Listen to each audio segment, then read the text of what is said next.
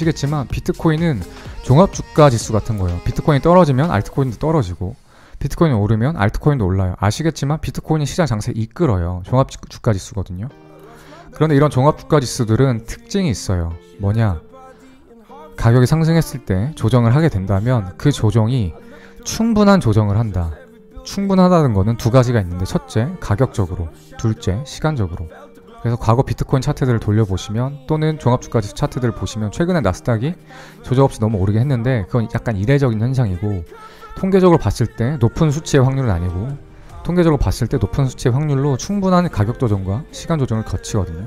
그게 일반적이에요. 비트코인 차트도 마찬가지고 과거 비트코인 차트를 보시면 알 수 있어요. 그런데 비트코인이 이렇게 임펄스로 올라왔거든요. 1, 2, 3, 4, 5 오른 기간이 3월부터 한 8월까지 거의 6달에 가깝게 올랐어요. 그 다음에 3,000달러 후반부터 12,000 후반까지 거의 한 9,000달러가 올랐어요. 그런데 조정을 했는데 12,500부터 조정을 했는데 9,800까지 했죠. 조정을 1,800달러 정도 했어요. 기간을 얼마냐? 한 2주 정도 했어요. 근데 6개월 상승을 한 거에 비해서 2주는 굉장히 짧은 기간의 조정이에요. 어떻게 아냐? 과거 차트 돌려서 통계 내보면 알아요. 가격적으로도 피보나치를 찍어보면 고점 저점 대비 618 조정도 안 줬어요. 물론 초강세장에서는 618 조정 없이 그냥 상승하는 경우도 있긴 합니다. 있긴 하기 때문에 있긴 한데, 일반적으로, 그러니까 우리는 확률 싸움을 해야 되는 거거든요. 저도 100%는 몰라요, 절대. 그렇기 때문에 항상 손절을 치는 거고, 100%는 몰라요. 근데 어떻게 해야 되냐? 트레이더는 확률 높은 자리에 들어가면 돼요. 확률 높은 거에 베팅을 하면 돼요. 어떻게? 분석에 의해서, 근거에 의해서, 통계에 의해서. 그게 트레이더예요.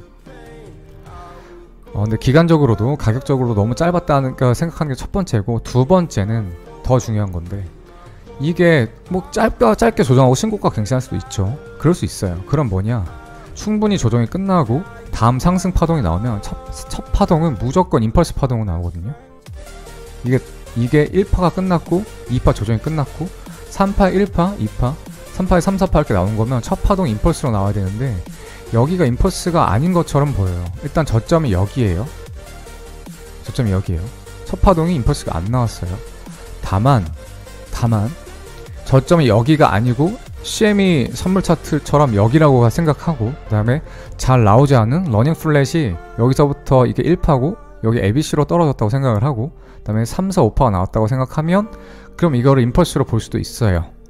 근데 낮다는 거죠. 그러니까 확률 싸움을 해야 되는데 낮다는 거죠. 일단 뭐냐? 여기가 저점이 아니라고 무시해야 돼요. 논외로 예외 처리를 해야 돼요. 두 번째, 이게 지금 1파동을 보시면 1파동도 아마 임펄스가 아닌 것 같긴 한데, 잠깐 저도 다시 한번 볼게요.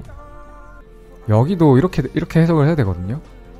1, 2, 3, 4, 5 그 다음에 A, B, C에서 1, 2, 3, 4, 5 이렇게 해석해야 되는데, 과연 이게 맞을라나 모르겠어요.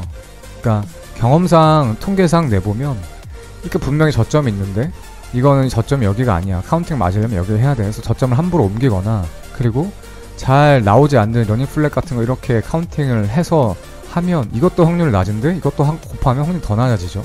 그래서 확률 게임상 이거는 그냥 정직하게 ABC 상승 채널을 보는 게 맞는 것 같고, 확률 게임상 기간 조정이나 시간 조정이 적었다고 생각을 해요. 저점이 나왔는데 ABC가 나왔다는 건 뭐냐? 저점이 아니라는 거죠. 조정이 끝나면 뭘로 상승해요? 임펄스로 상승하죠. 임펄스로 상승해요. 근데 ABC로 상승했기 때문에 그래서 더 조정이 이어질 거라고 생각을 하고 있어요. 가장 중요한 건데, 확실한 건 언제 알 수 있느냐? 이 넥라인이 깨지는지 여부예요. 5월 달에 상승했었을 때 처음 이제 급락이 한번 나왔었죠. 그때 형성된 저점하고 6, 7월 달에 계속해서 지지받으면서 올라갔던 그 라인이거든요. 그 라인이 지난번에 ABC로 떨어져서 9,000달러 후반까지 폭락했을 때 한 번 더 지지받은 라인이에요. 그렇죠? 여기서 지지를 받냐 안 받냐 굉장히 중요해요. 굉장히. 이게 깨지면 많은 급락을 생각하시면 돼요. 근데 다만 걱정되는 건 이럴 수 있어요. A, B, C로 올라가서 여기서 떨어질 수 있거든요. 이러면 어떻게 돼요?